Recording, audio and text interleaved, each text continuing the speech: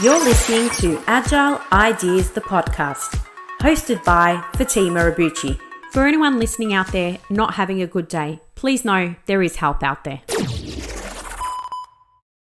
Hi everyone, and welcome back to another episode of Agile Ideas. I'm Fatima, CEO at AMO, Mental Health Ambassador, and your host. In today's episode, which is a solo episode, we're going to be diving into a topic that every delivery leader wrestles with, and that is, how do we build capability in our delivery teams? Where do we start and what do we avoid? I'm going to talk about why this matters now, the core capability areas that we should focus on, where to start, what to avoid, and then how we embed capability into BAU, business as usual, also known as operations, depending on what your company refers to it as. So let's get started. And first and foremost, understand what I mean when I say, understand what I mean by building capability. And before we get into the how, let's clarify the what. So when we talk about building capability, what do we really mean? Are we talking about project delivery capability? That is what is often the people leading the programs, the projects, the PMOs, or are we talking about the operational teams, which I refer to, also known as BAU or business as usual? And that includes functions like HR, finance, risk, marketing, sales, and so on. These are the people who make delivery possible that often go behind the scenes and go unnoticed. The truth is, when I'm thinking about building capability in delivery teams, it is really both. The reason for this is if your operational teams can't flex and support project delivery or program delivery, or your project and program delivery teams can't adapt and make decisions confidently, then you'll always have a capability gap, even if everyone is technically qualified. The other thing is, when I think about capabilities, often capabilities is assumed that it is about the individuals and their skills or their experiences. But when I talk about capabilities, and when AMO talks about capability and capability in a box, which is a product that we've developed, we're referring to the people, the processes, and the tools. And the tools does not necessarily mean technology, although that is included. It could be anything: frameworks, models, software, you name it, it's included in that tool side of things. So when I'm talking about capabilities and capability gaps, I'm referring to people, process, and or tools. I've seen organizations spend millions of dollars on frameworks and training programs, but the problem is it's not the delivery teams themselves that aren't successful in successful in the outputs of delivery as it stands on its own. What is actually the key that I find after all this money is invested or supposedly invested is it doesn't matter how efficient or effective you think your project, your program, or what you're delivering is.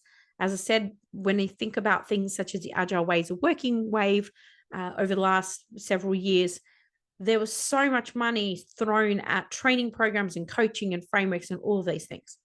But what was actually lacking in many of these transformations was capability and decision flow. That is the good governance needed. And we're going to talk about adaptiveness and governance in a moment.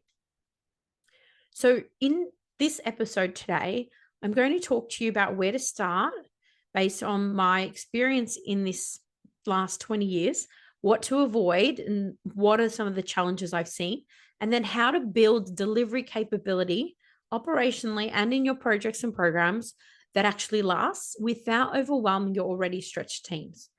And I just want to give a quick example. Often when we spend time talking about projects and programs that we're delivering or that we're supporting, what people don't realize is when you think about the operational teams that you need to leverage for your projects and programs. Let's just say project manager A is leveraging assistance and support or subject matter expertise from a salesperson or a marketing person or the HR team or the internal audit team, whatever teams internally, operationally. That's just one project reaching out to those individuals. And then you multiply that by the multitude of projects that are going on in an organization at any single time.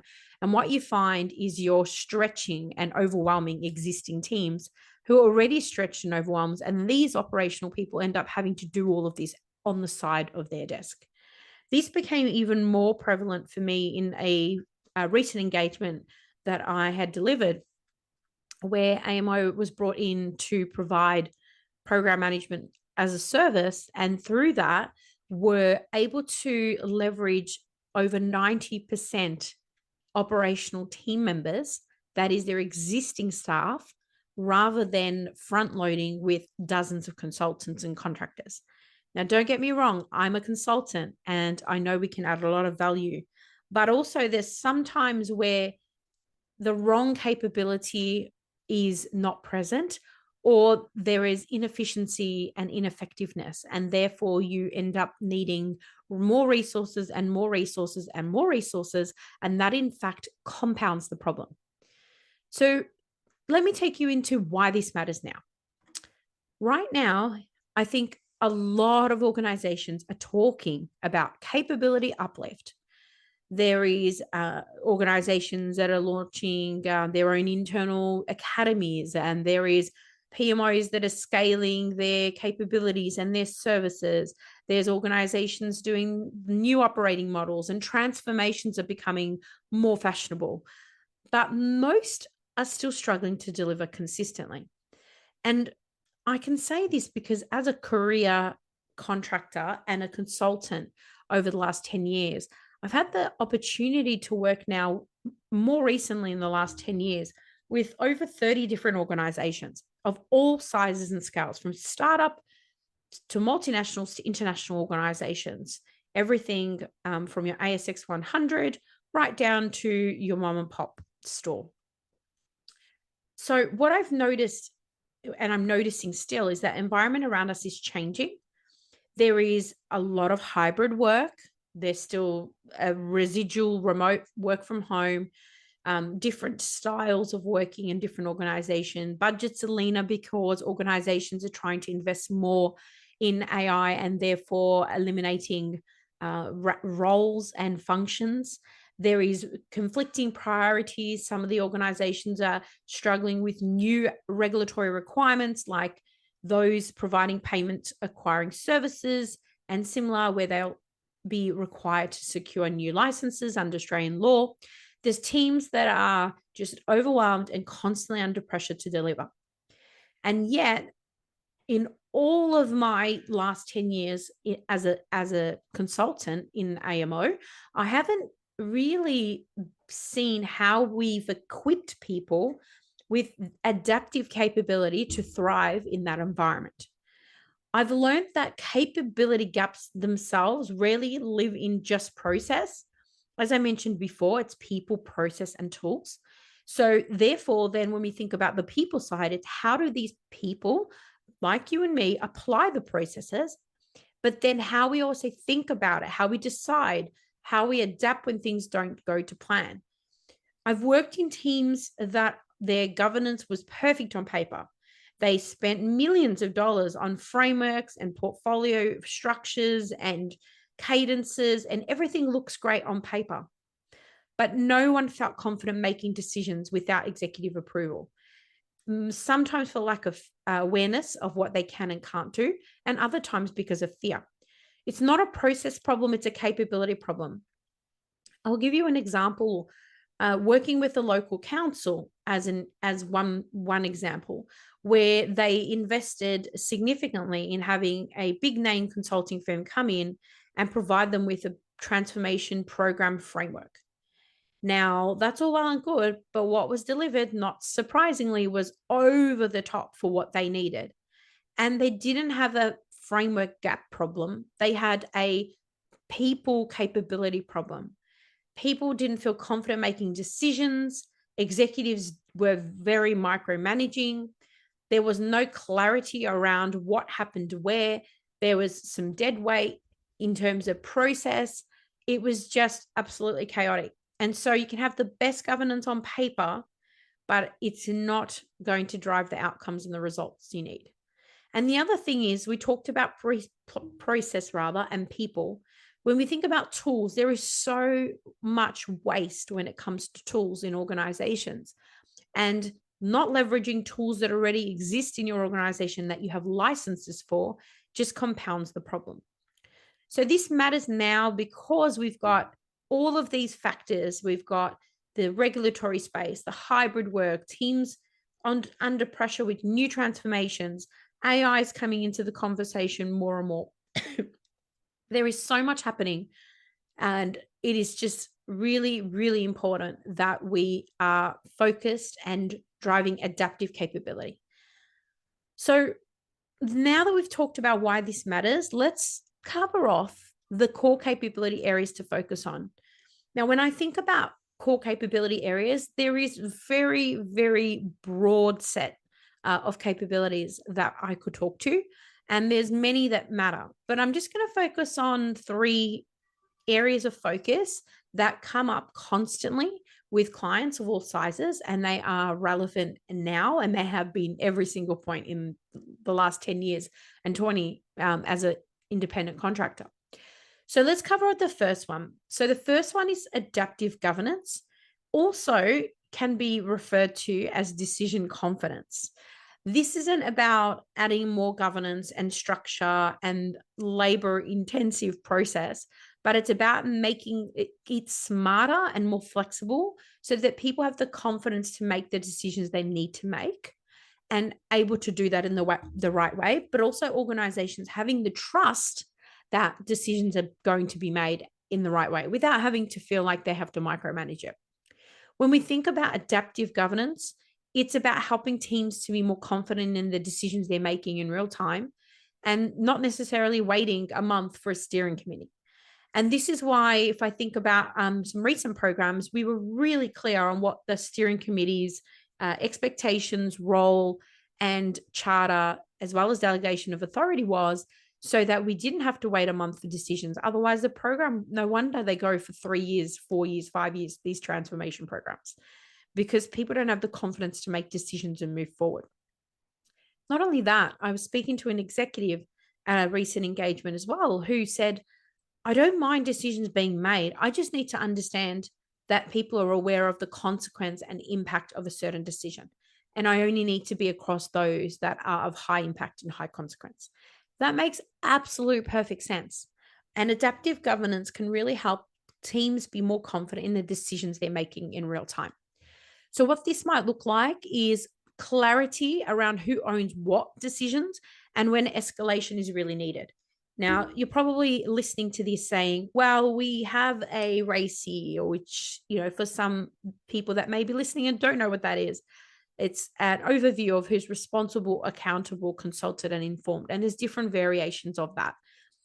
But the part that's more important is not just who owns what decisions. One, we've needed to find the what, because there is decisions that are as broad and as shallow, depending on the organization, the maturity, the context, the people.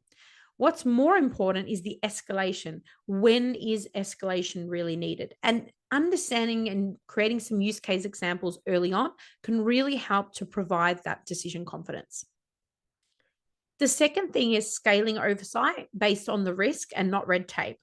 So as I was just giving you an example of a recent client engagement, they felt that through one phase of the program that was running around them, that there was decisions being driven up the line, and they were not really focused or based on risk. They were actually not of a high impact or high consequence. And so they felt at times they were being brought into things that they didn't need to be brought into. So we need to make sure that we also have a way to provide visibility on the decisions that are being made, and that those decisions have been recorded so that there is a reference to that point, but also not bogging people down with lots and lots of red tape. And then also giving teams permission to adapt within certain guardrails rather than rigid playbooks.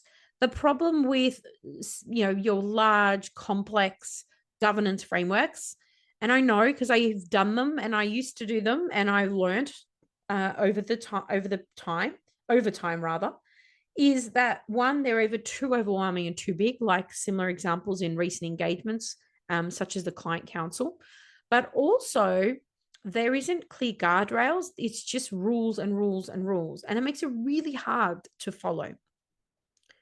As I said, there are numerous examples I can give, but when we moved the dial and shifted to an adaptive governance lens where we used shorter risk-based approvals, clearer delegations, and understood when we needed to escalate, it actually cut the cycle time in half without losing control. And that's real capability in action. A good example of that is another piece of work where, although we wouldn't flag decisions all the way up the line, we made sure that we ranked them. They're either level 1, which is executive level, C level, level 2, which was at your steering committee or head of level, and then level 3 was at the program level, where nothing at a level 3 really needed to be reported up the line, but there was reference to it centrally in our tools to make sure there was historical traceability. So this is why adaptive governance, decision confidence is so important. The second capability area that I would focus on, not surprisingly, is delivery discipline. So this isn't about bureaucracy and the governance and the rules and processes that underpin delivery, but it's the rhythms and the cadences.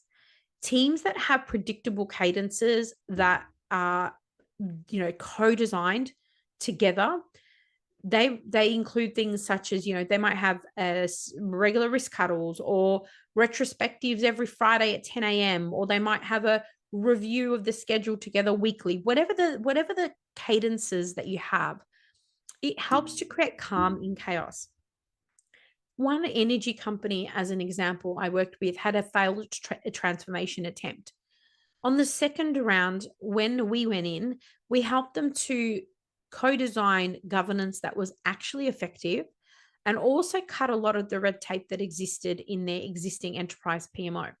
But more importantly, what we did is we created predictable cadences that happened regardless of whether there was anything to share. And what it did is it started providing effectively pockets of time or moments of time where people knew if they had something that related to that particular a particular category of information, the risk, the issues, it was a decision, whatever it might be, they knew when they would be able to present themselves for that, when they would be able to raise it. And they were able to work in a way that was much more calming than waiting to find out when something was going to be booked in advance and not knowing whether there was anything that was in place that was going to be consistent enough for them to plan their programs around. So when we think about discipline and delivery discipline, it's not about rigidity. I'm always all for having a playbook or a framework for how delivery should operate, but also give people some of the freedom to focus on the high value areas and do so by providing consistent cadences. Doing so also provides greater confidence in the delivery teams themselves. You'll be amazed at how much of a difference you will see in your delivery teams when they design the delivery cadences together as a team. 2, they remain consistent. And 3, that they're given the right guardrails to be able to focus on the high value activities and not just firefighting. So delivery discipline is the second of 3 capability areas to focus on. And then the third one is change agility. This one's really sounds really simple, but it's very powerful. This is similar to adaptiveness in general and adaptive capability overall.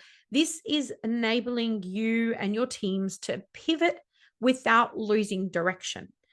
And I'll give you a good example of this in action. So working on a recent client engagement that was regulatory in nature. Now, as you may or may not know, when we talk about regulatory compliance programs, they are never predictable because you can't control when a regulator is going to release a law, when they're going to open up for industry feedback, when their review cycles are going to finish, and typical government fashion, nothing happens when they say it will. So the best delivery teams I've ever worked with, similar to the one that I was working with recently, were comfortable with change because they expect it. They expect change, they know it's coming, and they're prepared for it. They will think about what is true now, and then they'll adjust their plans very quickly based on new information, changes to legislation, changes to policies and frameworks in an organization, changes to availability of tools, anything at all that is happening around them. They also don't wait for someone to tell them. They are able and confident, back to delivery confidence, to respond. And I'll probably give you one more example. So partway through a recent transformation, there was a sudden shift in direction at the top of the food chain, top of the hierarchy, with a new CEO coming into play. And that transformation agenda completely shifted and flipped on its head. In fact, it forced a complete redesign of the program. And the teams that handled it the best weren't the ones that had the fanciest tools, but they're the ones that had experience and practice adapting together. So you can see, here the key theme is adaptiveness, and adapting together is essential. And doing so means you're going to get greater outcomes. So now that we've talked about 3 of many core capabilities to focus on, where do you actually start? Let me have a sip of water. Okay. So first and foremost, now this is something that I would say is probably one of the most important,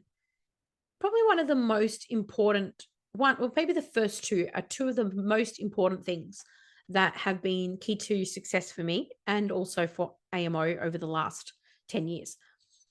First, it's observing the friction. So, as I said, a lot of consultants will come in with the best framework and the best training, and we're going to coach you to do this and we're going to do that. And they just listen to what the client says and then assume it's all accurate and true. Don't test any assumptions and then get on with providing solutions. The problem is they didn't start by asking where people are stuck, where decisions slow down, where does work bounce around, why is no one owning it. There is plenty of places where capability gaps live if you just look for it.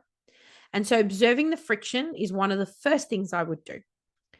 And in fact, is one of the first things we do in general. And the second one, tied very closely, is having conversations, not doing assessments. And this is where you'll actually be having conversations and listening to teams. Now, remember what I said at the beginning, not just delivery teams, operational teams as well. And this is where we'll listen for patterns, we'll look for duplication, we'll look for rework, we'll look for missed handovers, we'll look for these sorts of things, because these sorts of things is what's slowing people down. And they're the signals that you want to pay attention to. Once you've defined those signals, you then want to look at piloting a capability uplift in a particular area. And you may pick a particular area that will help to drive adaptive improvements based on what you've just witnessed and what signals you've identified.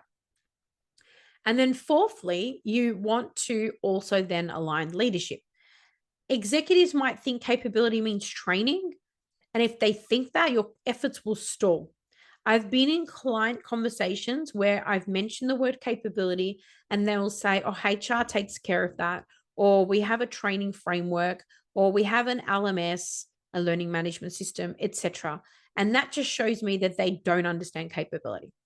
So leaders themselves have to model the adaptive behaviors we want our teams to do. And as a CEO myself, I need to help make them understand that it is normal and really, really important to be adaptive and to have that change agility that's necessary.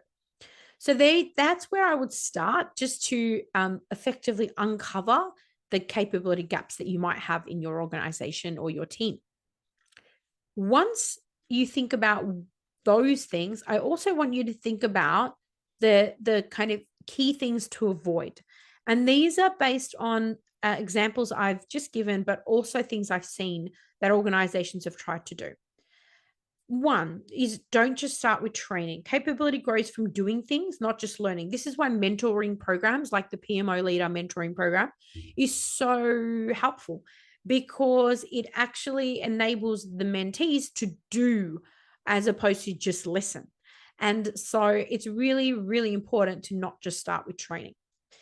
The other thing is don't throw frameworks at people. I remember a Victorian government department that had experienced framework challenges and gaps, and they thought that was a problem, but it wasn't. They just made themselves believe that was the problem, and they thought their teams just needed another model.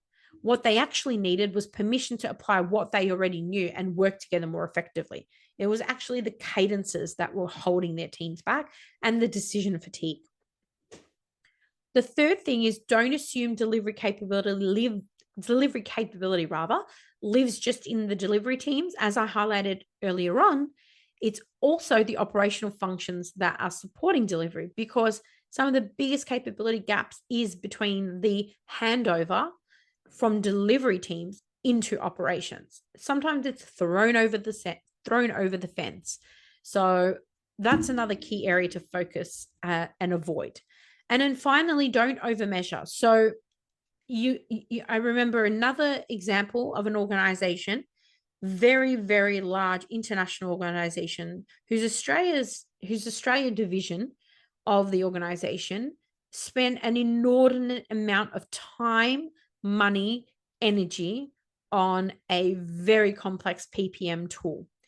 And they thought that having beautiful dashboards and Power BI plugins and all of these resources spending time doing this was going to be the key to success. But years passed and I still get input that nothing has changed because the behavior hasn't changed. So if you're only measuring the activities, you'll miss the progress. And we know that without progress, there is no outcomes.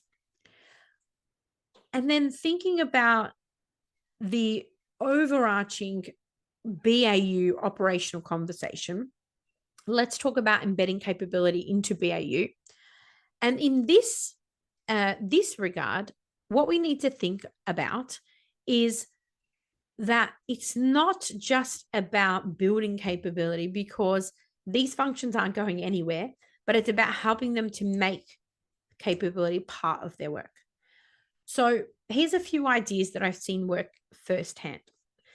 One organization I work with built reflection into their delivery. And so they looked at what worked, what didn't, and they did that at the end of each milestone, not at the end of a project, not the end of a program.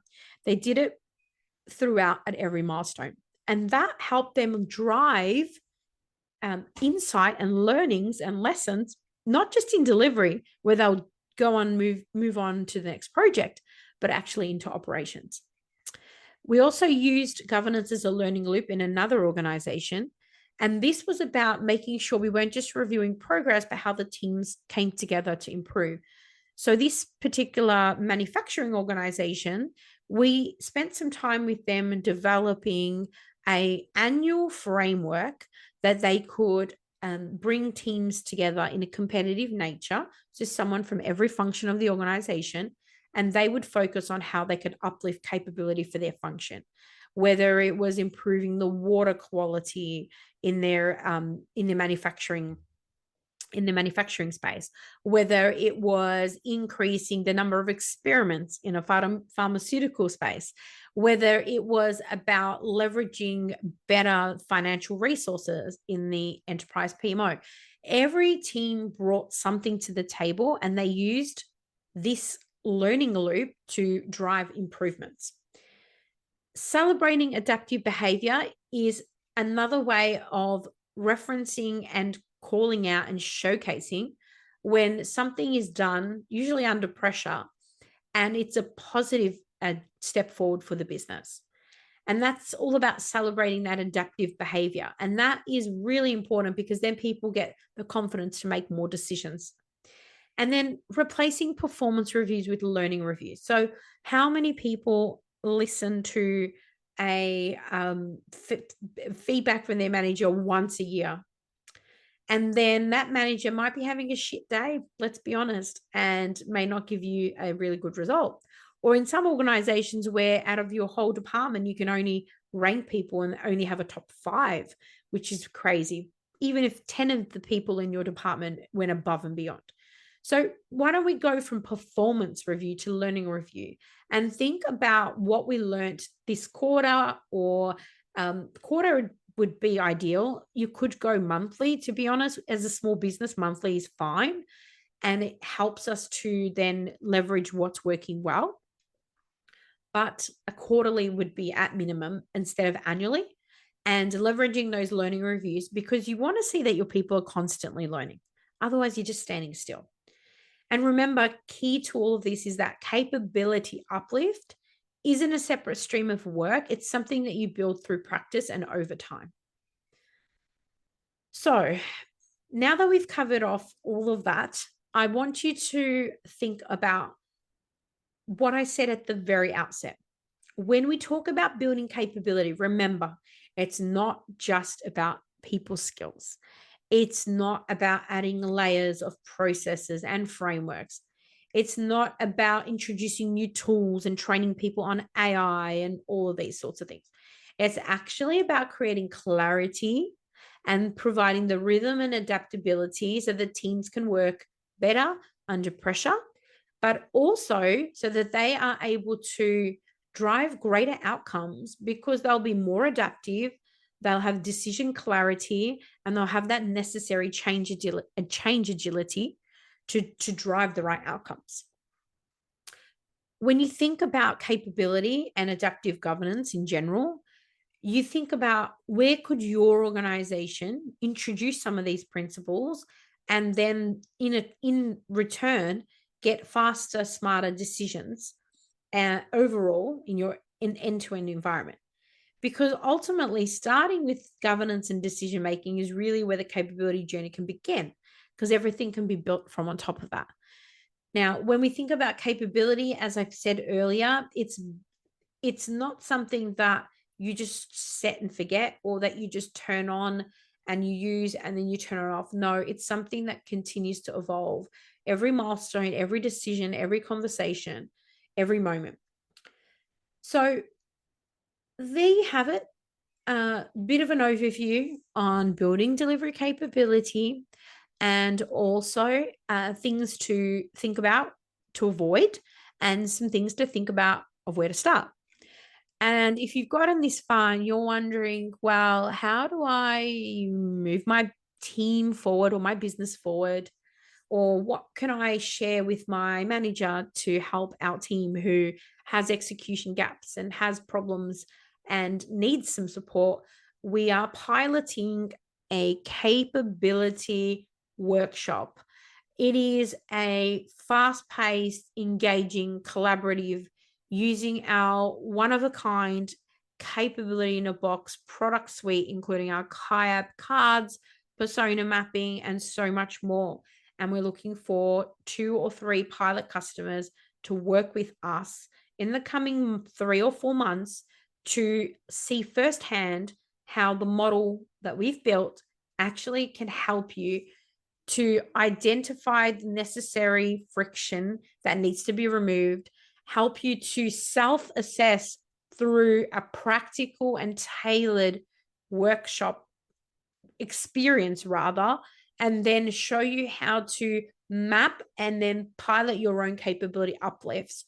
And this experience has driven 90+% on PIR results. It has driven repeat customers in a number of industries because it actually brings operational and delivery teams together and provides the necessary path to move forward. Otherwise, I hope you enjoyed this episode of Agile Ideas, which is a bit of a solo episode. As always, if this episode resonated with you, I would absolutely love it if you would share it or leave a quick review. And as always, let's keep closing the gaps between strategy, delivery, and operations. Until next time, I hope you have a wonderful day. Thank you so much for listening to this podcast. Please share this with someone or rate it if you enjoyed it. Don't forget to follow us on social media, and to stay up to date with all things Agile ideas, go to our website www.agilemanagementoffice.com. I hope you've been able to learn, feel, or be inspired today. Until next time, what's your Agile idea?